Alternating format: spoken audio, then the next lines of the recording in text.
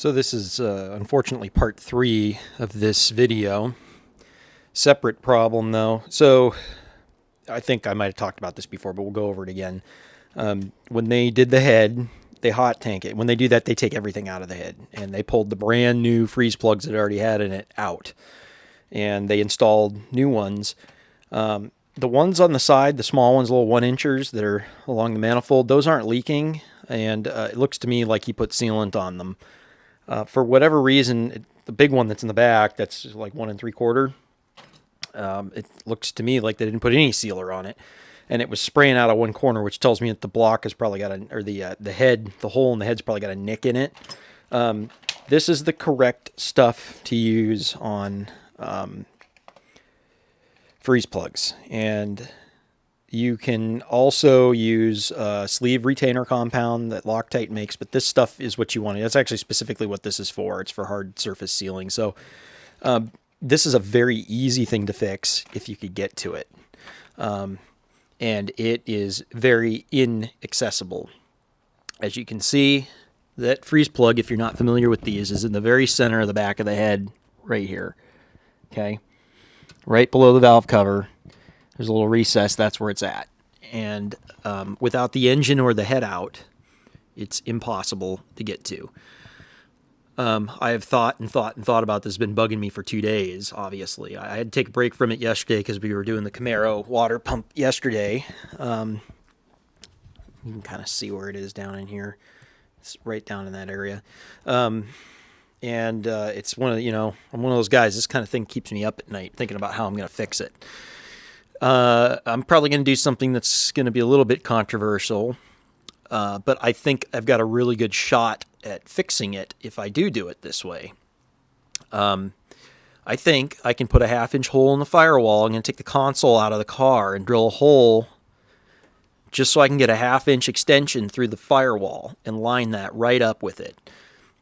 If I do that, I can probably get a new freeze plug in it. Getting the old one out, I might have to jack it up because I'm going to have to hit it at an angle to try and knock. The old one, I punched it in further, so I'm going to have a real fun time getting that out. But I think once I get it out, I think I've got a really good shot at installing a new freeze plug from the inside of the car. If all else fails, I'll pull the motor, but I'm willing to take the console out of the car. It's not too hard. And where that is located in the car it looks to me like it's probably a pretty free and clear access area. So we're going to give that a shot. Okay, so I went ahead and I marked it. You can see the little white mark there. I use a tire marker. These things are for marking tires, but it works real well for this. I'm not positive how I'm going to do this yet. I got a right angle drill, but I don't think it's going to fit in there. I would like to pilot it from this side so I know where it needs to be. Now that linkage, accelerator linkage, is very close. I may need to move that out of the way, depending on how this goes. I may have to move it permanently.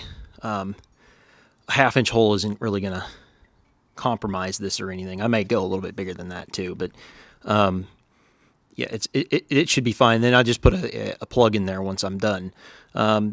I did also get the console out of the way, and I got the ducting out of the way, which was, shall we say, difficult just to get to the screws that hold the ducting in place. But then you can see we got plenty of access right here. So if I have to go from this side, maybe what I'll do is I'll just cut the insulation away, and I'll look and see where that accelerator linkage is, and then I know I'm just to the left of that. So, we'll give that a shot. Let's see how it works. So I think we're really lucky with this. It's perfectly in line with the hole for the accelerator bracket, which I just lowered, and I took the bolts out of it. They're just self-tappers, and it's 3/4 of an inch over. So I can just go inside. I don't need to pilot it from this side or anything. I know exactly where it needs to be just by taking one measurement and keeping it even with those holes. So this might actually work. It's a little bit of a shot, but we're going to try it. All right, so here's what we got. And don't worry about those holes. I may put nutserts or riv nuts in there, to stiffen it up, but you can see it's a direct hit. there's the freeze plug. You can see where I beat on it. Not good. Not good at all. But we're going to go ahead and we're going to get that thing out of there now. I can probably do it from in here, and I can actually see it better than I thought that I'd be able to. I could absolutely open this more, but then I got to come up with something for the accelerator bracket, and I really don't want to do that. Let's see if I can get it out of there.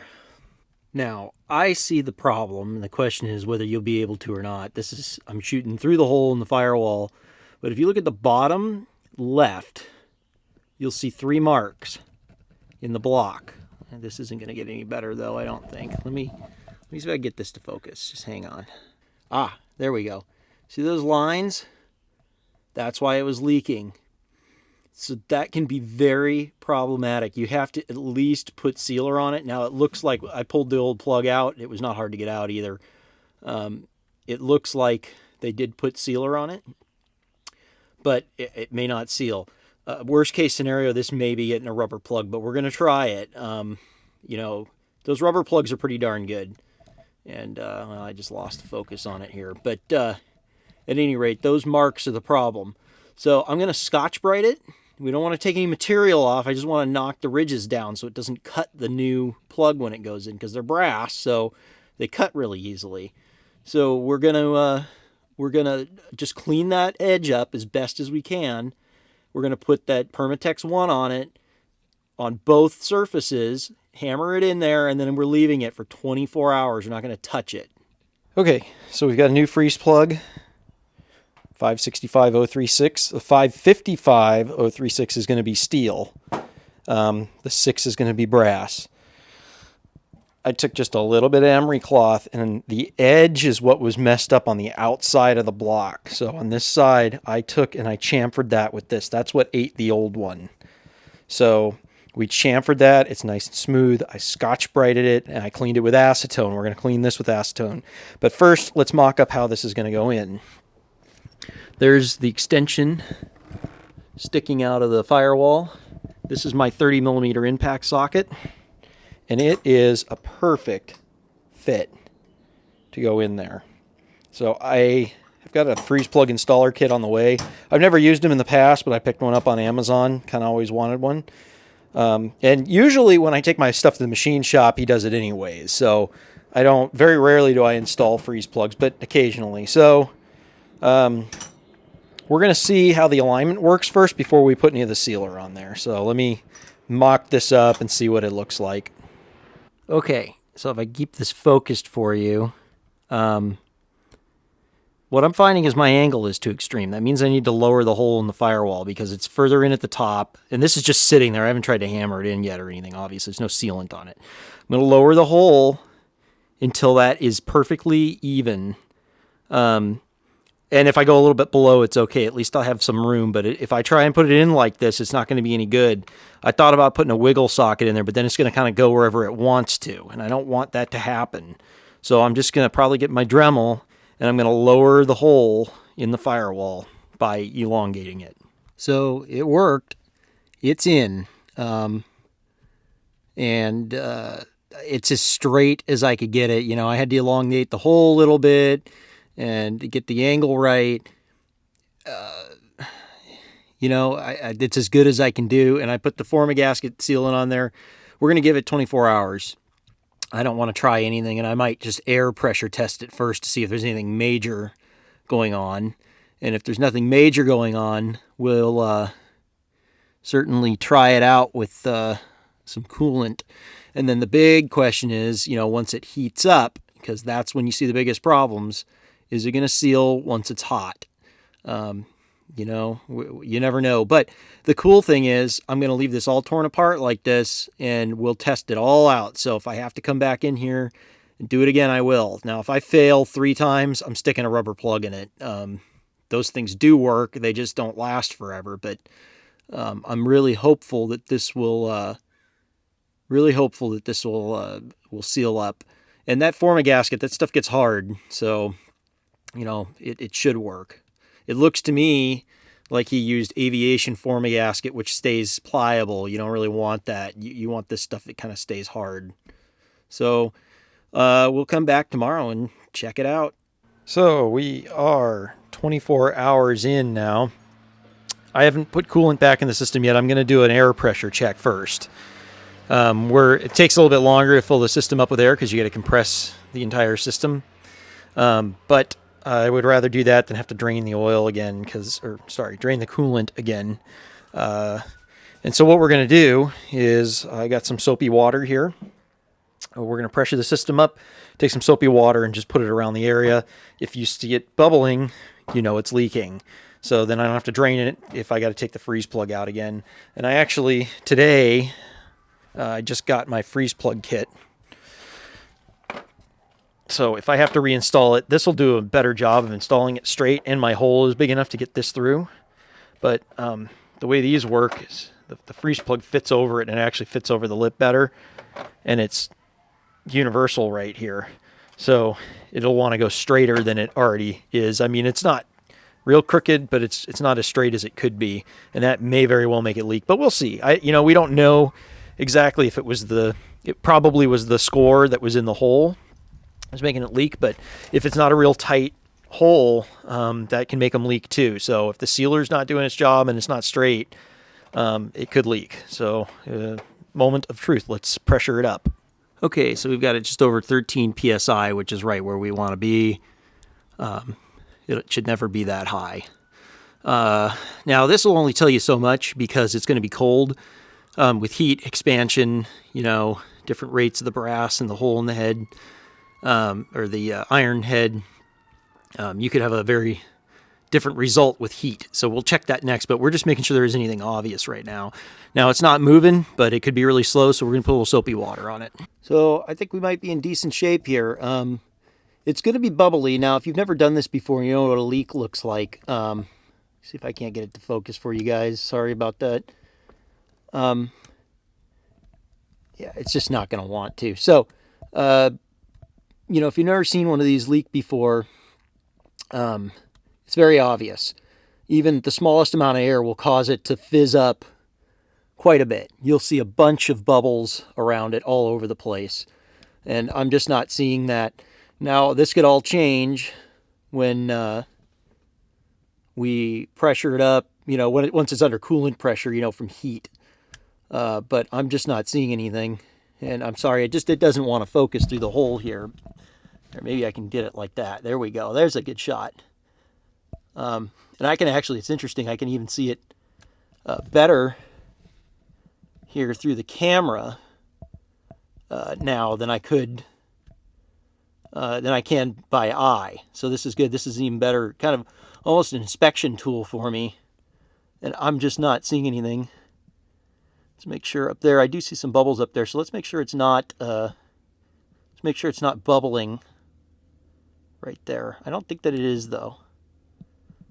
Nope, that's just from me smearing it up there. Okay, so I think we might be in good shape. Let's we'll dry it off. I'll check it one more time, and then we're gonna fill it up and try it out. All right, so let's see. We've got coolant in the system. I'm not seeing anything yet down there.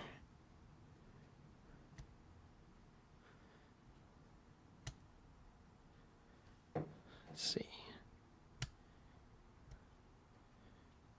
Nothing significant yet.